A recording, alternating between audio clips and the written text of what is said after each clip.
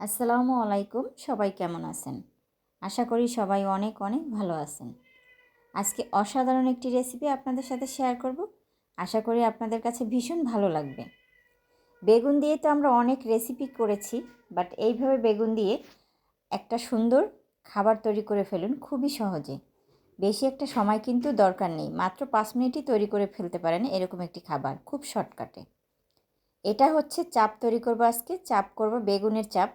আর বেগুনের চাপ খেতে কিন্তু অসাধারণ লাগে।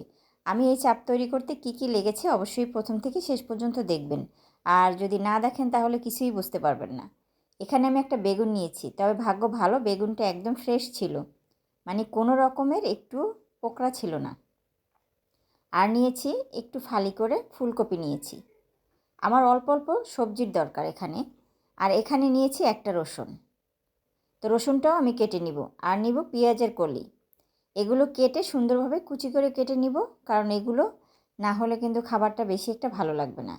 আপনারা এটা পোলাও বা খিচুড়ি বা গরম ভাত বা এমনি চায়ের সাথে সব কিছুর সাথেই খেতে পারবেন। আর বেগুনের চাপ আপনারা যদি কেউ না বানিয়ে খান তাহলে কিন্তু কিছুই বুঝতে পারবেন না। তবে এখানে একটি আলুও নিয়েছি, আমি ফুলকপি নিয়েছি, আর নিয়েছি বেগুন।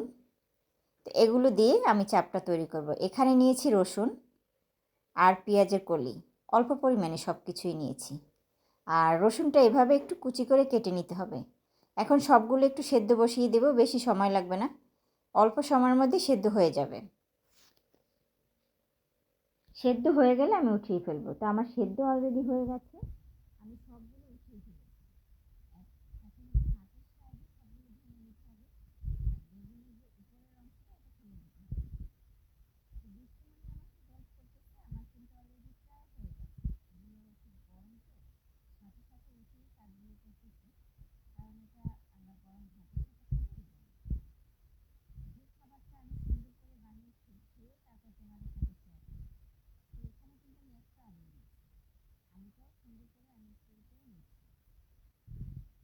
সবগুলো এভাবে একটু ফেটিয়ে নিতে হবে। সব আলু আমি একটা নিয়েছি, সবগুলো কিন্তু এখানে বসিয়ে নিতে হবে। আর ফুলকপিটাও ভেঙে নিচ্ছি, ডাবটা একটু হালকা শক্ত আছে তবে আমি ভেঙে নিচ্ছি। সবগুলো আমার হয়ে গেছে, এখন একটু মুছে নিচ্ছি সুন্দর করে।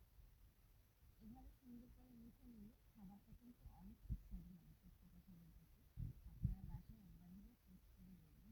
এই খাবারটা বাচ্চারা বড়রা সবাই অনেক পছন্দ করবে আর অনেক মজা করে খাবে। আর যে দেখবেন না সে মিস করবে। বেগুন দিয়ে যে এভাবে একটা খাবার তৈরি করা যায় তা অনেকেই কিন্তু জানে না।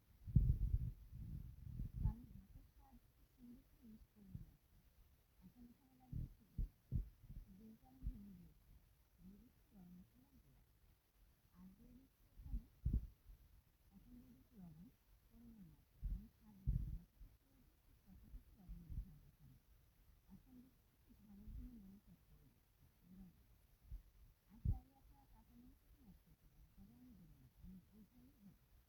এখন একটু কালারের জন্য আমি এখানে হলুদ অ্যাড করে দিচ্ছি, আর দিয়ে দিচ্ছি আটা। এখানে আমি যতটুকু পরিমাণে খাবার নিয়েছি ততটুকু পরিমাণে এখানে আটা অ্যাড করে দিচ্ছি। আমি এখানে 3 চামচ পরিমাণে আটা দিয়েছি।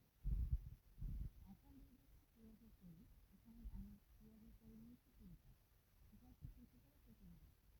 এখন দিয়ে দিচ্ছি রসুনগুলো। এখন একটু হাতের সাহায্যে খুব সুন্দর আলতো করে মেখে নিতে হবে।